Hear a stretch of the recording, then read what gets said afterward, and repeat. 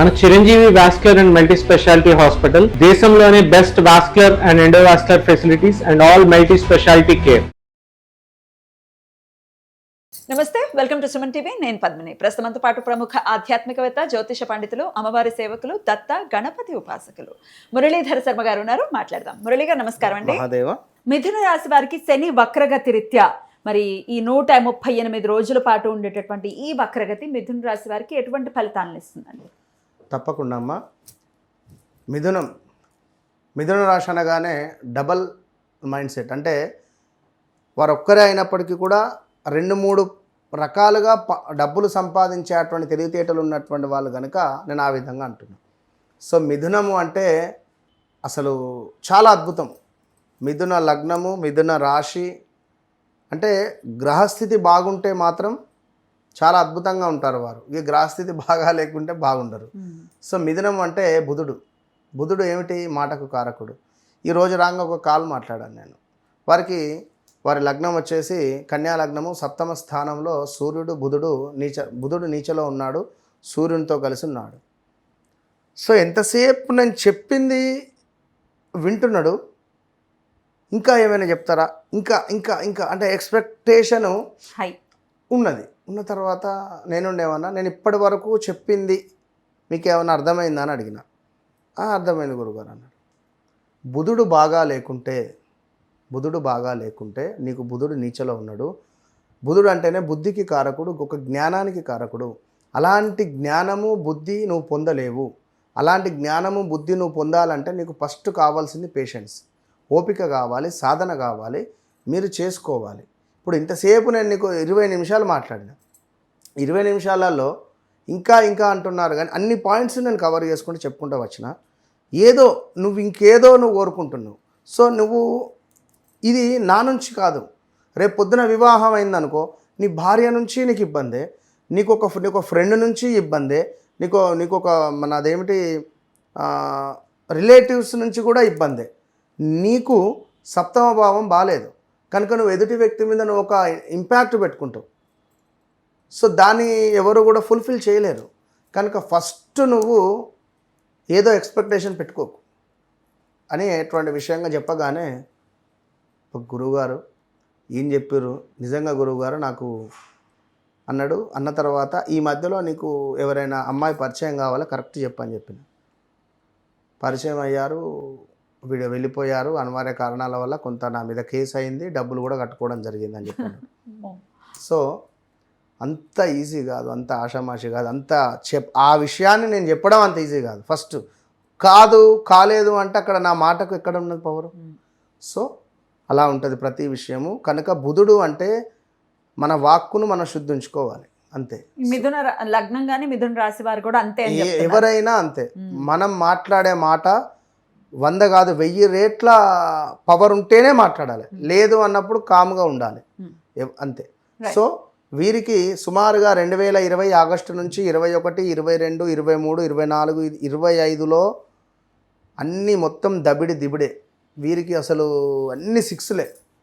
ప్రదేశ మార్పులు, స్థాన చలనాలు, accidents, divorce అవ్వడాలు, almost ఒక 20 సంవత్సరాలు వెనక్కి వెళ్ళిన వాళ్ళు ఉన్నారు, 10 సంవత్సరాలు బ్యాక్ స్టెప్ వెళ్ళిపోయిన వాళ్ళు ఉన్నారు.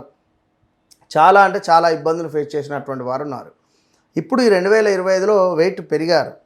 మిథునం కా, కీ, కు, కే పేర్లతో మొదలయ్యేటువంటి వారు ఎవరైనా కూడా చెక్ చేసుకోండి. వెయిట్ పెరిగారు, ఈగో ఫీలింగ్ పెరిగింది.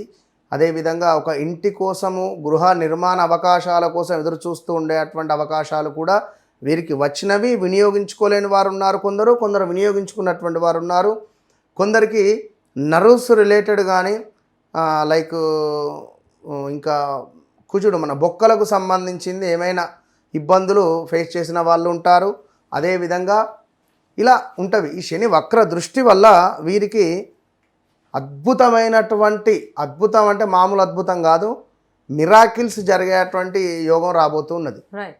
శని వక్ర దృష్టి వీరికి ఒక ఎక్సలెంట్ యోగం ఉండబోతున్నది. ఉద్యోగంలో ఎలా ఉంటుంది అనుకోవచ్చు అండి? ఉద్యోగంలో బాగానే ఉంటుంది. మార్పులు, ఉద్యోగం కోసం ఎదురు చూస్తుండేటువంటి వారు ఉన్నారు, ఉద్యోగం రాబోతున్నది, వస్తుంది. వివాహ ప్రయత్నాలు చేయొచ్చు. వివాహ ప్రయత్నాలు చేయొచ్చును. నిర్మాణానికి సంబంధించింది చేసుకోవచ్చును. ఎక్స్ట్రీమ్ లెవెల్ అది. రైట్. ఒక మంచి పీరియడ్ గానే కన్సిడర్ చేస్తారా మిథున రాశి వారికి ఈ శని వక్రగతి? ఖచ్చితంగా. బట్ నేను ఒకటే చెప్తున్నాను, జన్మ జాతకాన్ని చెక్ చేసుకోవాలి. జన్మ జాతకంలో నడిచే దశ అంతర్దశలలో ఒకవేళ మంచి దశలు లేకుంటే ఇబ్బందులు ఎదుర్కొంటారు. రైట్.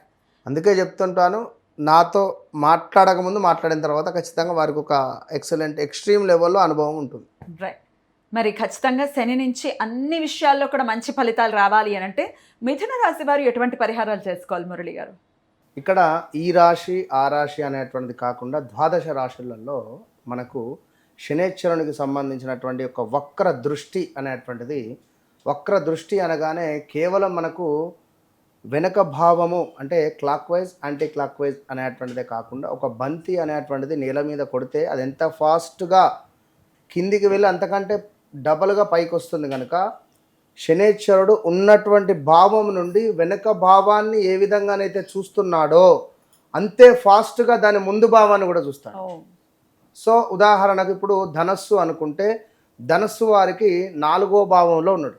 4వ భావం నుండి 3వ భావాన్ని చూస్తూ ఎట్ ద సేమ్ టైం పంచమ భావాన్ని కూడా చూస్తాడు. కనుక ఓవరాల్గా ఒక ధనస్సు ఇది అని కాదు, మకరం కానీ కుంభం కానీ మీనం కానీ మేషం కానీ ఎవ్రీథింగ్, ఏ రాశి వారైనా కూడా ఖచ్చితంగా శనేశ్వరునికి సంబంధించినటువంటి కుదిరితే మీ స్తోమత మేరకు ఏదైనా ఒక హోమము కానీ, ఎందుకంటే ఇప్పుడు రేపటి కాలంలో మనకు ముందు శనేశ్వరుడు వెళ్ళేటువంటి పీరియడ్ ఏదైతే ఉందో అది ఇంపార్టెంట్. వక్ర దృష్టి అనేది ఒక మనకు ఈ యొక్క జూలై 27 నుండి డిసెంబర్ 11 వరకే ఉంటున్నది. ఇందులో చివరి 2 నెలలు చాలా డేంజర్ జోన్లో ఉంటుంది ఖచ్చితంగా. కనుక కుదిరితే చండీ హోమం కానీ ఇప్పుడు మన ఆధ్వర్యంలో అనుకుంటున్నాం, అమ్మవారి దయ వల్ల కామాఖ్యలో ఖచ్చితంగా సంకల్పం చేస్తున్నాము. కామాఖ్య అంటే చాలా అత్యంత పవర్ఫుల్ కలిగినటువంటి క్షేత్రం అందరికీ తెలిసిందే. సో అక్కడ చండీ హోమంతో పాటుగా శనేశ్వరునికి సంబంధించినటువంటి మూలమంత్ర హోమము నిర్వహించేటువంటి పరిస్థితి కలదు.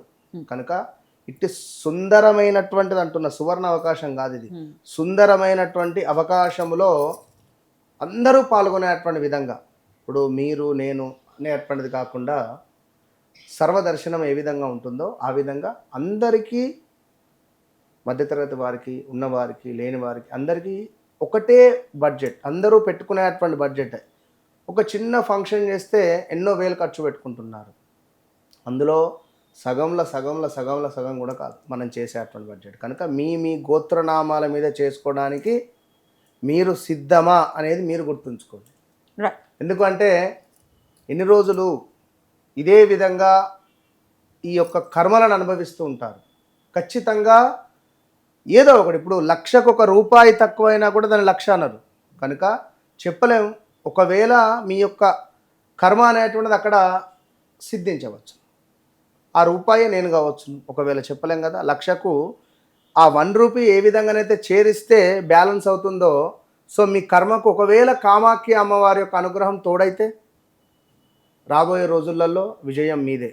కనుక రాలేని వారు ఈ యొక్క రావి చెట్టు కింద దీపారాధన కావచ్చును, నల్ల నువ్వులు దానం కావచ్చును.